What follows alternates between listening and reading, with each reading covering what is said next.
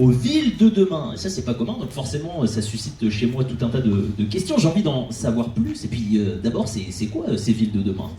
Alors, on s'intéresse à la ville de demain sous 3 aspects. C'est l'identité qui a été créée pour l'université Gustave Eiffel. On veut des villes qui soient économes en ressources. On veut moins de pollution, moins consommer. On veut des villes qui soient intelligentes et connectées. Et on souhaite aussi avoir des villes qui sont sûres et résilientes où il fait bon vivre. Et pour tout ça, on a une université nationale. C'est assez unique en Europe, il n'en existe que 2 des universités qui sont nationales. Et on a 2300 personnes qui y travaillent. Ça correspond à peu près aussi à 17 000 étudiants et 200 doctorants. Et puis nous, aujourd'hui, on est à Nantes, dans un laboratoire qui s'appelle Géoloc, que j'ai l'extrême chance de diriger, et où là, on a 20 agents qui s'intéressent à la géolocalisation, et actuellement, on a 4 doctorants et 2 postdocs. Et puis ici, vous avez une carte de France où on voit que la dimension nationale, elle est incarnée par 6 campus répartis sur toute la France. Et le laboratoire Géoloc, dans cet univers-là de la ville, il s'intéresse à un truc bien particulier qui est la localisation. Et aujourd'hui, la localisation, pourquoi c'est important ? C'est parce qu'en fait, c'est à l'origine de plein de services. Des services de mobilité, des services de voitures autonomes, des services de changement de comportement pour moins polluer, pour aller vers de l'électromobilité, des vélos électriques, des trottinettes, etc., etc. Et donc, au laboratoire, on est concentré sur ce truc-là. Merci déjà Valérie d'avoir répondu à ma curiosité et venons-en à la raison même de votre présence ici, qui est le projet InMob qui ambitionne donc de favoriser la mobilité des déficients visuels. Concrètement, ça veut dire quoi ? Comment ça se passe ? C'est quoi InMob ? Alors InMob, ça signifie, croyez-moi sur parole, cartographie du handicap par mesure inertielle pour faciliter la mobilité. Alors les chercheurs, on doit toujours trouver des acronymes, donc on extrait des lettres de choses aussi longues que ce que je viens de vous dire, et puis ça nous donne un joli acronyme qui est InMob. C'est un partenariat entre un laboratoire public, le mien, Géoloc, et une entreprise qui s'appelle Okinea Digital, qui est un des leaders français sur l'accessibilité pour la mobilité des personnes en situation de handicap. On est basé sur 2 endroits, à Nantes et à Lyon, et c'est un projet de 5 ans qui implique une vingtaine de personnes sur 1,5 million.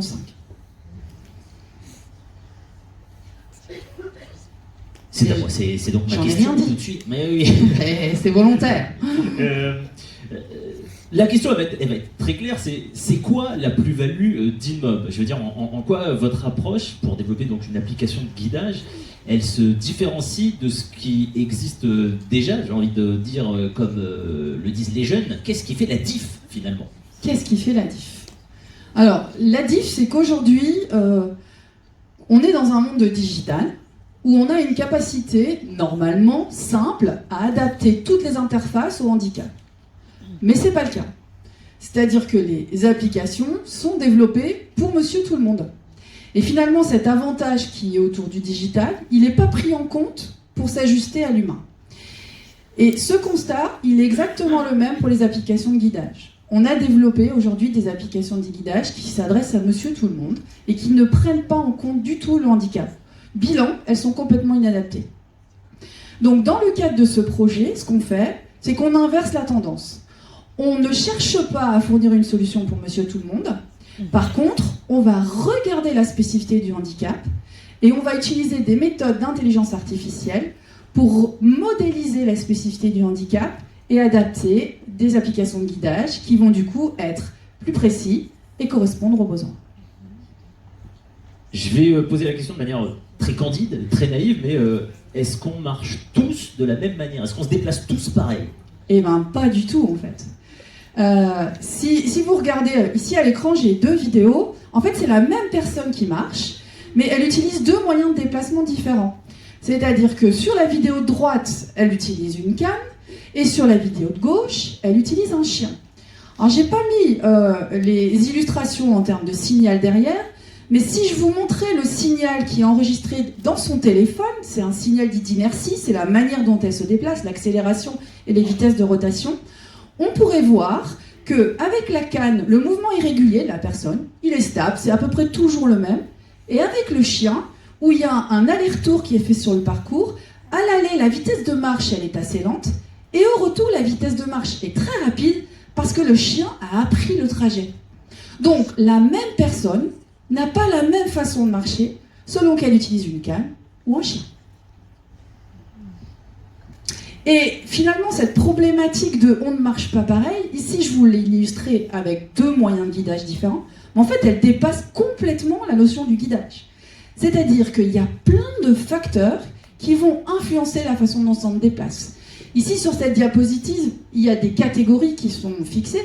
On en a simplement sur notre physiologie, grand, petit, bien portant, malade, etc.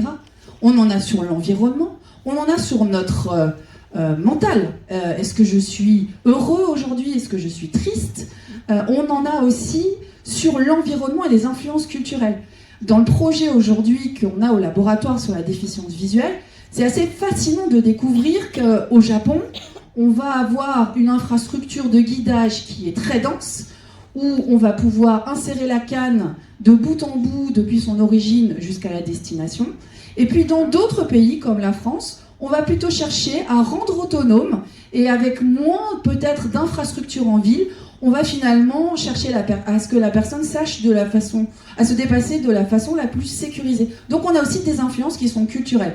Tout ça change la façon de marcher. Et alors évidemment, ce qu'on veut tous savoir, c'est et alors, ça donne quoi? Quels sont les premiers résultats? Alors, les premiers résultats, dans le cadre du projet, en fait, nous, on part du principe qu'il faut qu'on observe. C'est un peu comme un enfant. On regarde, on comprend, on modélise et on reproduit. Eh bien, nous, on fait la même chose avec des déficients visuels qui participent au projet. Donc, il y a Catherine qui est là, il y a Michel qui est dans la salle, il y a d'autres personnes. On est tout le temps en recherche de nouvelles personnes. Et on va utiliser des méthodes d'intelligence artificielle. Donc on va enregistrer des données. Ici, vous avez des statistiques qui vous disent qu'on a déjà fait 380 acquisitions depuis le début du projet. Il y a 73 personnes, enfin pas personnes différentes, mais 73 passages qui sont venus avec des gens. Ça correspond en totalité à peu près 15 jours. Et forcément, on fait ça avec des associations. Donc on travaille avec le CLISA et Valentin Rouet. Alors parmi les premiers résultats, il y en a un premier qui est sur la détection des pas. C'est tout bête en fait, mais... pour pouvoir guider, il faut savoir qu'on marche. Aujourd'hui, il existe plein d'applications qui sont des podomètres, qui comptent votre activité physique. Et puis qui vous disent à la fin de journée, vous avez fait 10 000 pas. Vous rentrez chez vous, vous faites « Waouh, je suis en super forme! Super, j'ai pu aller manger mon burger » ou je sais pas, parce que j'ai dépensé plein d'énergie. En fait, ces applications, elles sont ultra optimistes. Elles sont vendues pour être utilisées, elles vous vendent une belle image de vous. Mais dans la pratique, elles sont pas très fiables. Donc la première chose qu'on a fait, c'est travailler sur ça. Et on a utilisé de l'intelligence artificielle, des modèles dits d'apprentissage machine, et on a créé quelque chose qui s'appelle Smart Step, donc la marche intelligente, et qui nous permet de détecter avec une très grande précision l'ensemble des moments où vous marchez, donc des instants de marche, à partir du téléphone portable, quel que soit l'endroit où il est placé, c'est-à-dire dans la poche, dans le pantalon, dans la main, dans la poche de la veste, etc., etc. Quand on est sur des trajets simples, on est assez comparatif à des trucs classiques comme une application de téléphone portable ou une montre connectée. Mais lorsqu'on est dans des scénarios plus complexes, qui sont ceux que vous vivez au quotidien, à ce moment-là, on a des bénéfices qui sont énormes, puisqu'on a un gain de précision qui est multiplié par 3 par rapport à ce que ferait un téléphone portable classique. Et ça, c'est hyper important pour nous, parce que la détection des instants de marche, c'est un métronome. C'est-à-dire qu'en fait, nous, ça va nous permettre de guider notre apprentissage par intelligence artificielle. À chaque fois qu'on va faire un pas, on va couper les signaux. Là, vous voyez le résultat sur une trace. On peut lancer la vidéo en haut à gauche. Donc, c'est Catherine qui va parler après, qui est sur un de nos parcours à Nantes. Et en fait, ce que vous pouvez voir ici, c'est l'acquisition qu'on fait sur les parcours. Et à droite, vous avez une carte avec 2 traces, une trace en rouge et une trace en bleu, qui montrent les niveaux de performance qu'on a sur nos parcours. Alors, ce qu'il faut garder ici en tête et que je n'ai pas dit, c'est que nous, on travaille sur des solutions qui sont respectueuses de la donnée privée, n'utilisent pas de radio-télécommunication, et qui, en l'occurrence ici, n'utilisent pas non plus le GPS. Ce sont des solutions qui fonctionnent partout, dehors, dedans, et qui utilisent en fait une captation de la façon dont vous marchez. Tout ce que j'ai expliqué avant. Et grâce à ça, aujourd'hui, on arrive à des précisions sur les mesures de la longueur de foulée, donc c'est cumulatif, qui vont être de quelques centimètres, et en erreur angulaire, donc ce qu'on appelle en distance de cap, on va être autour de 5 degrés. Donc on a des choses qui vont être continues, fonctionnelles, et qui atteignent ces niveaux de précision robustes, parce qu'elles intègrent la façon dont vous vous déplacez à l'échelle de l'individu. Autrement dit, le modèle de Catherine qui est là va pas être le même modèle que Michel, qui va pas être le même modèle que le mien, etc., etc. Pour faire tout ça aussi, on a quand même besoin de se déplacer dans la ville. Et en fait, l'autre résultat qu'on a, c'est qu'on s'est intéressé à quels sont les points d'orientation spatiaux en ville qui sont les plus pertinents pour certains handicaps. Donc on a fait des entretiens, on a fait l'analyse psychosociale, et on a identifié en ville quels sont les points de repère les plus pertinents. Donc ici, vous avez une image qui vous donne les grandes catégories des points de repère les plus importants. L'odorat, l'audition, le contraste visuel, le sens des masses, le toucher. Une fois qu'on a fait cette analyse-là, nous, on est sur de la technologie, essentiellement un smartphone. Donc on a éliminé ce qu'on n'est pas capable de faire aujourd'hui avec cette technologie. L'odorat, par exemple, on ne sait pas le mesurer avec un téléphone portable. Et on a conservé uniquement les balises de ville qui nous sont utiles pour l'orientation spatiale. Comment on va après les utiliser ? Eh bien, on va les utiliser dans des trajectoires où on va aller repérer au niveau du téléphone portable ces points d'orientation spatiale. Ces points d'orientation spatiale qu'on a déjà présélectionnés, il faut qu'on les mesure en temps réel. Donc pour les mesurer en temps réel, on doit les observer. C'est la même histoire que la captation de mon allure de marche avant. Il faut que je regarde avec des vrais signaux comme un enfant, qu'est-ce qui se passe quand j'interagis avec ces points d'orientation spatiale. Par exemple, une traversée de voie, un feu sonore, un escalier, un ascenseur, des nez de marche, etc., etc. Alors pour faire ça, on a créé sur le campus de Bougnay des parcours d'essai qui sont un peu une mini-ville. Et dans cette mini-ville, vous avez en fait un certain nombre d'éléments de mobilier urbain sur lesquels les déficients visuels vont venir faire des tests. Et on va enregistrer les données, et après, nous, par intelligence artificielle, on va chercher à reconnaître de façon automatique les passages sur ces points. Et tout ça va être mis sous une forme de carte. Donc vous avez ici sur la gauche un élément qui vous représente à la fois la piste d'essai en bleu, qui est équipée avec des éléments de mobilier qui sont ici sur la droite. Donc on a des feux sonores, on a des traversées de voies, on a des bandes d'éveil, on a une boîte aux lettres qui est mobile, enfin on s'amuse un peu avec le mobilier urbain. Et puis vous avez en jaune ce qu'on appelle des graphes.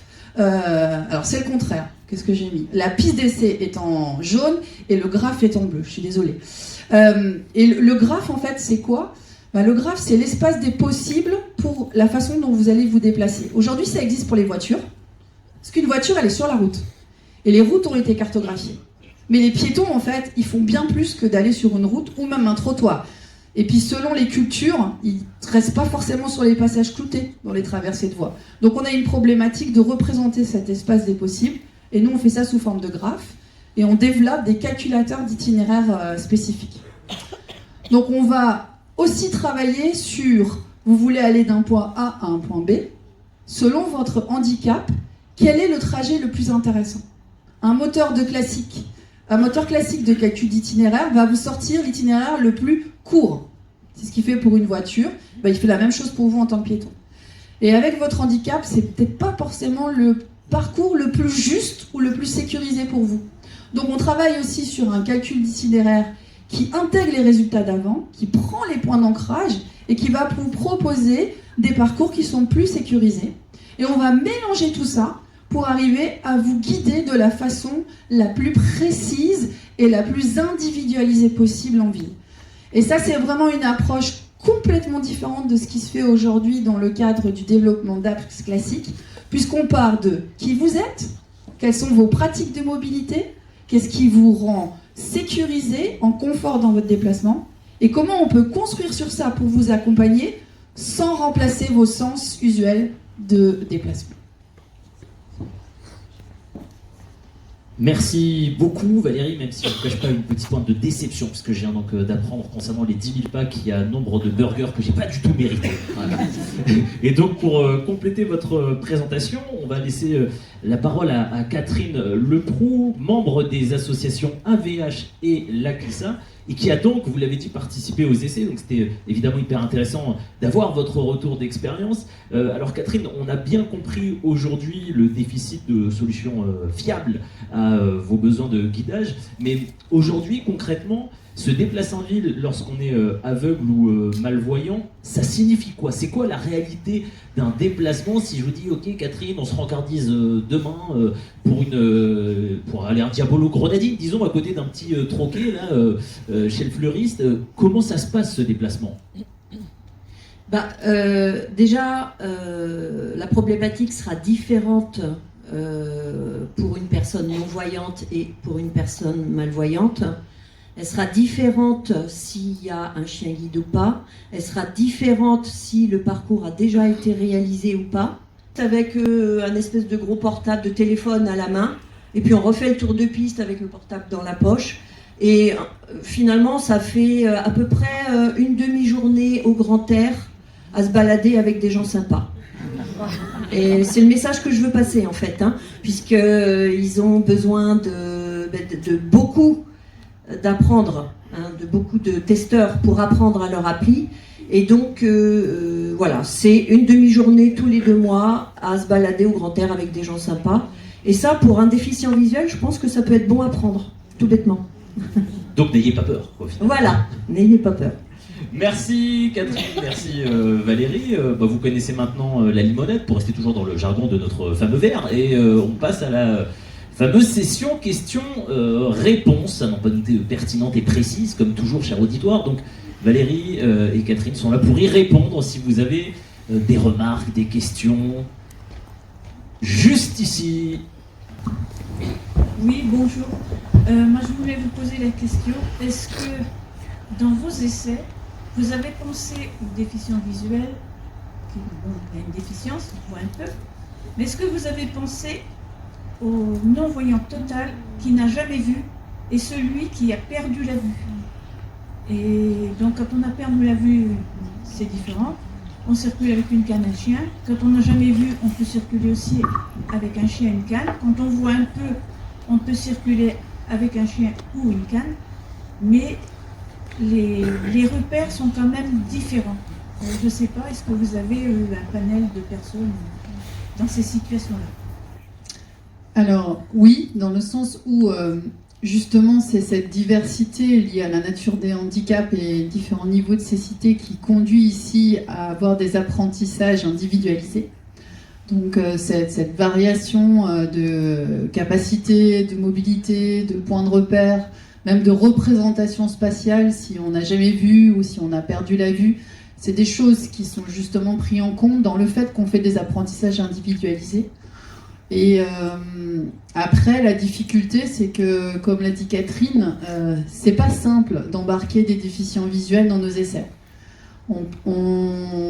C'est le projet de recherche, ça fait 25 ans que je travaille sur la navigation des piétons, c'est le projet de recherche dans lequel j'ai le plus dédié d'énergie avec mon équipe et Frédéric qui est là, à la communication avec le monde des déficients visuels.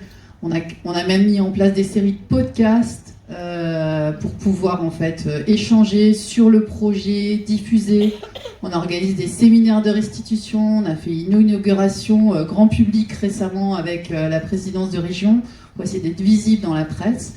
Et donc je ne vous cache pas que la difficulté qu'on a, c'est que si on n'a pas des participants qui représentent cette diversité, eh ben on ne la prendra jamais. Et alors pardon, mais quels sont ces freins, ces réticences du coup? À participer? Oui, je ne saurais pas répondre. Je ne saurais pas vous répondre. Je pense qu'il faut déjà accéder à cette information. Dans le projet, on est associé à Okinea Digital. Je pense que ça nous a permis d'avoir une carte de confiance et de crédibilité. On n'arrivait pas juste à un énième laboratoire de recherche qui va, entre guillemets, utiliser le monde du handicap pour faire 3 activités de recherche dans son coin et rien faire après. Donc ça a été un gros travail, je pense. Mais après, j'ai pas la réponse à à votre question. Je vais passer la main à Catherine, je crois. Je voulais juste préciser que Okinéa en question, c'est les gens qui fabriquent la télécommande qui fait sonner les feux sonores en ville. Donc ils ont une grande expérience pratique et ils m'ont même, en discutant avec eux, ils m'ont permis de réaliser certaines choses que je n'avais pas réalisées dans mon vécu de déficiente visuelle en fait. Et pour encourager des personnes à venir, dans ce cadre de ce projet, Okinéa Digital est là parce qu'ils sont engagés à prendre les résultats des travaux de recherche pour les mettre dans le produit qui est aujourd'hui vendu en termes d'application et de guidage. Donc la concrétisation d'un produit à partir des résultats de recherche, c'est dans la création même du projet aujourd'hui et dans le partenariat. Donc le message à faire passer, c'est que vous avez besoin de monde. On a besoin de monde. En fait, l'intelligence artificielle a besoin de données, et pour avoir des données, on a besoin de monde. Voilà. Et dans le cadre de ce projet-là, l'intelligence du laboratoire consiste à arriver à des niveaux de précision très importants, avec des bases d'apprentissage sur chaque individu qui sont petites. C'est-à-dire que dès qu'on a entre 800 mètres à 1 km de marche non continue, ça peut être un petit bout, un petit bout, un petit bout, un petit bout, on arrive à des niveaux de précision qui sont excellents. Voilà. Mais on a besoin d'observer tout ça. Georges Ricard, Association de suivi d'aveugles de l'Ouest.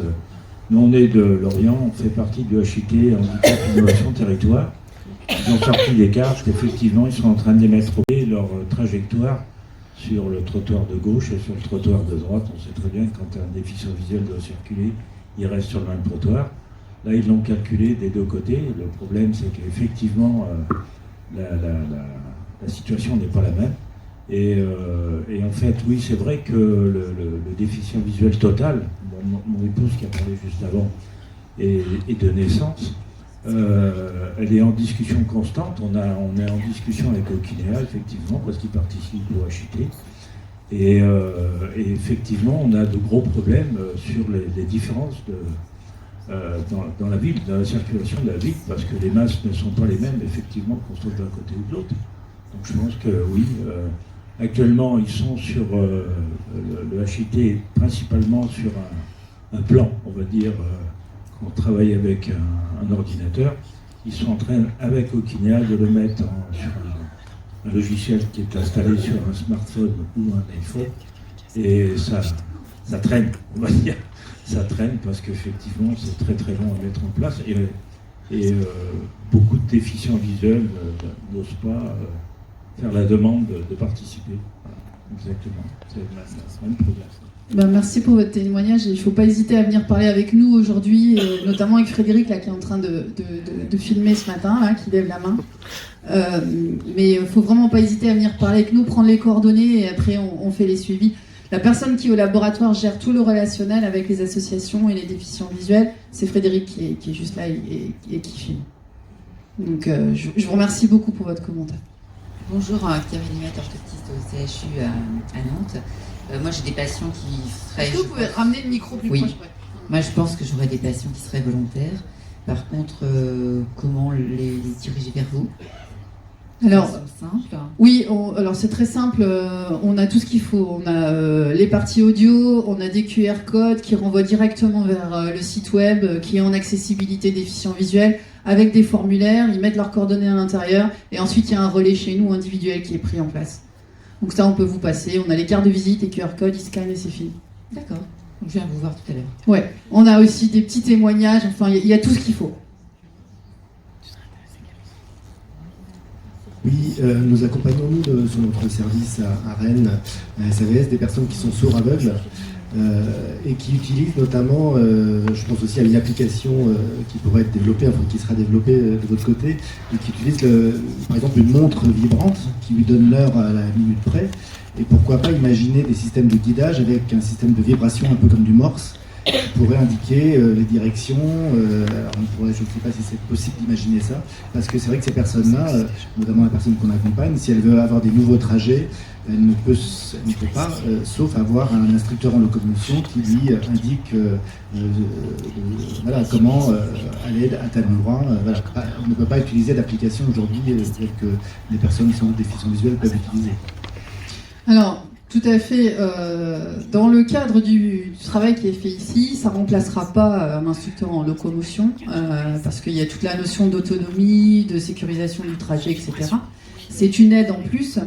Et l'approche qui est prise dans ce projet-là, c'est pas une approche d'un point sur une carte qui n'a strictement aucun sens, mais c'est une approche, telle que vous venez de le dire, qui est plus d'orientation, de distance parcourue, d'orientation. La partie haptique au niveau des montres, vous savez qu'il y a beaucoup de choses qui ont été développées.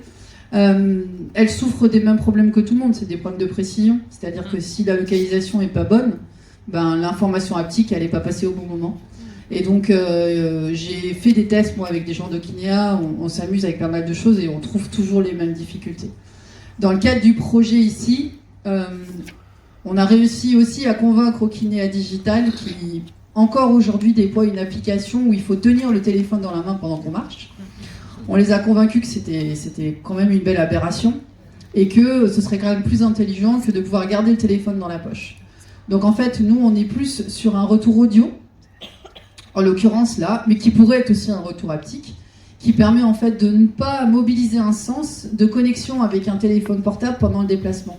Donc au final, dans son usage, c'est plus je m'arrête, j'ai un élément d'orientation que je veux changer de direction ou j'ai pas compris ce qui se passe, j'interagis avec l'outil que j'ai sorti dans la main et je balaye l'écran, je fais tout ce qu'il faut pour changer ce qui se passe et une fois que je suis lancé, je le range. Et l'interaction, elle est soit avec un guidage audio, soit avec un guidage haptique. Mais on arrête d'être avec un écran qu'on doit trimballer devant soi pendant qu'on se déplace. Est-ce qu'il y a d'autres questions? Pardon, Catherine. Il y a une question qui m'est venue tout à l'heure au début, quand j'ai commencé à participer aux essais. On avait discuté avec Frédéric donc, de la carte sur laquelle votre appli allait être appliquée. Et il était question que justement elle soit interactive, c'est-à-dire qu'on puisse nous, en tant qu'usagers, rajouter des informations. Est-ce que c'est toujours le cas? Est-ce que ça a changé? Non, c'est complètement des choses qui pourront être faites, c'est-à-dire qu'en fait, rajouter des encres ou des balises qui vous sont propres, c'est quelque chose qui pourra être fait. Actuellement, Okinéa Digital qui déploie la peinture des bâtiments parce qu'il s'appuie sur des technologies qui utilisent des balises radio. Donc pour que ça marche, il faut une balise tous les 7 mètres. Vous imaginez la densité de balises qu'il faut pour couvrir la planète, c'est une catastrophe en fait. Nous, dans notre solution ici, on a 0 balise. Donc ça va fonctionner dehors et dedans. Alors pourquoi je dis ça? C'est parce que l'intérieur, c'est des espaces privés. Donc ce sont des cartes qui sont privées. Donc Okinéa, quand ils déploient un service, ils ont toujours un client qui va fournir une carte privée qui va être pré-travaillée. Et puis ensuite, il y a des itinéraires qui vont être calculés à la main dessus en fait. Nous, dans le cadre de l'appli, on ambitionne quelque chose de plus large avec des parcours en ville, comme on les fait sur le campus. Et là, on va plutôt être sur des fonds de plan qu'on dit en sciences ouvertes ou en open access aujourd'hui. Le fournisseur le plus important, c'est OpenStreetMap. Et donc, on va être sur des fonds de plan type OpenStreetMap. On travaille avec un certain nombre de services, les services de la ville de Nantes. On travaille avec des données de la CNIL sur l'accessibilité. Et à partir du pré-traitement automatique de ces données, on crée les graphes, donc l'espace des possibles où vous pouvez marcher, dont je parlais tout à l'heure pour le campus, le mini-graphe qui était dessiné en jaune. Et dessus, les encres, il y en a qui sont préexistantes, qui sont le résultat des enquêtes qu'on a déjà fait, qui sont les encres de base, les balises de base. Et puis après, vous pouvez venir les enrichir pour rajouter vos points propres. Et du coup, on peut, nous, après, les prendre en compte dans les calculs d'itinéraire. Et on continue à être dans l'individualisation des approches. Et on continue à être dans ce constat, en fait, qui est que dans un monde de digital où tout est possible, aujourd'hui, on ne fait rien que de faire des choses standardisées. Et là, on pourra faire des choses individuelles. Oui, je vais revenir vers vous. Actuellement, sur la Chité à Lorient, on a une équipe de 12 personnes qui font une évaluation on travaille sur la chaussée. C'est-à-dire que nous, on travaille sur les 4 handicaps. Donc ça veut dire qu'en fait, l'évaluation qu'on fait actuellement, c'est qu'on détermine si le trottoir a une pente, de quel côté est la pente. Quand on arrive sur un commerce, quel commerce est là, on indique le commerce, on indique s'il y a une marche pour rentrer, s'il y a un bouton pour les fauteuils. Tout est indiqué. Donc, ce qui fait que, comme on travaille actuellement, on travaille sur des On a pris des balises principales sur le transport, on s'est basé sur le transport. De ce transport, on a fait un diamètre de 400 mètres. Sur ces 400 mètres, on étudie tous les commerces qui sont là dans chaque rue, avec le nom des rues. Bon, c'est un travail de fou, il faut savoir que ça fait déjà 12 ans qu'on est dessus. Et on s'est basé sur comment ça s'appelle, les correspondances qu'il y a entre bus pour déterminer. Pour l'instant, on n'a que 4 diamètres sur la ville de Lorient. C'est prévu pour traîner sur ça pendant 20 ans. C'est effectif, mais on a au moins la possibilité de traverser Lorient. Alors c'est vrai qu'on est avec Okinea qui nous avait proposé ces balises. Pourquoi on a pris des bus? Parce que tout bus a des balises et sur les arrêts il y a des balises aussi. Donc on se base par rapport à ça. Le problème qu'on rencontre, c'est qu'effectivement avec la balise, il faut que les commerçants acceptent de prendre la balise. Mais en fait c'est un travail de titan, on va dire, parce que et en fait les déficients visuels, tous les handicaps de la commune en fait indiquent leur trajet. Donc déjà on a des trajets qui sont programmés. Et c'est très complexe parce que en fait, la solution n'est pas la même. Par exemple, pour les déficients visuels, quand il pleut et quand il ne pleut pas. Voilà, donc on a ça aussi qui se rajoute. Mais c'est vrai que je pense que je vais leur donner vos coordonnées pour qu'ils s'arrangent avec vous, parce que oui, c'est un travail énorme et qu'on accentue, on donne des informations, mon épouse donne des informations. Mais c'est vrai que c'est très très long à mettre en place. Voilà. Et nous, on travaille au niveau de la ville, en fait. Tout à fait. On essaye, nous, au laboratoire, de garder un positionnement un peu entre les deux. C'est-à-dire de ne pas aller vers un extrême où il faut tout documenter, parce que le risque, c'est qu'après, ça ne devienne pas généralisable. Donc, qu'on adresse un petit territoire ou qu'on soit assez élitiste dans les clients, en fait, de l'application. Et donc, ce qu'on essaye de faire, c'est de voir qu'est-ce qui existe aujourd'hui déjà d'un point de vue réglementaire autour de la donnée géographique en ville, de la donnée documentée, de ce qu'on appelle les systèmes d'information géographique, et comment on peut pré-automatiser des traitements pour arriver à des bases exploitables dans des applications. Et pour ça, on s'appuie beaucoup sur ce qui est en train de se faire aujourd'hui autour des données de la CNIL sur l'obligation à documenter des données liées à l'inclusivité. On a par exemple aidé la ville de Nantes Métropole. On a conduit une analyse sur les premières données CNIL qui ont été recueillies autour du handicap et les formats standards qui sont en train de se mettre en place au niveau national et européen. On leur a fait un retour sur des problèmes de fluidité de format, d'exploitation des données, pour essayer justement d'avoir des choses qui soient plus généralisables. Parce que le risque, et c'est un peu ce qui se passe, j'ai cette chance, moi, de donner un peu des talks sur la planète. Grâce à Madame Pichelin, j'étais à Montréal il y a pas longtemps. Et en fait, on a souvent ce même retour, c'est que j'ai l'apps 1 qui est super, puis l'apps 2 qui est super pour telle autre chose, puis l'application 3 qui est super pour tel autre truc, puis j'ai l'outil 4 qui peut me faire ce truc. Et après, les gens me disent, mais Valérie, comment est-ce qu'on pourrait faire pour que tout soit ensemble? Et là, je réponds, ça, c'est un monde idéal. Le problème, c'est qu'il y a des modèles économiques derrière. Et que chaque modèle économique, il fait de l'argent avec sa donnée qu'il conserve de façon privée. Et donc, ce qui est compliqué, je pense, c'est trouver le bon équilibre entre quelle est la donnée qui est aujourd'hui obligatoire, standardisée, suffisamment riche pour pouvoir faire quelque chose avec et qui permet d'envisager quelque chose de généralisable, et quel est le niveau d'autonomie qu'on est obligé de conserver au-dessus de cette donnée pour que la personne soit capable de s'en sortir dans des situations nouvelles. Et ça, c'est un vrai apprentissage que moi-même j'ai fait beaucoup avec Yann de Haut-Sens dans le cadre de ce projet. C'est vraiment cette problématique du niveau d'autonomie par rapport à une donnée contextuelle. Et je parlais de la correspondance entre, par exemple, une ville au Japon et une ville en Europe. Ma première action, moi, au départ, c'était de dire wow, c'est fantastique au Japon, ils ont mis des trajets partout, on se pose même plus de questions.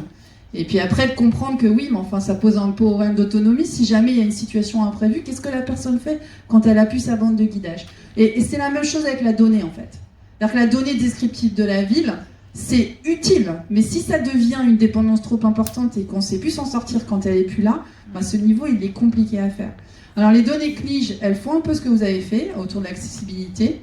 En fait, elles sont parties d'une cartographie autour des places handicapées.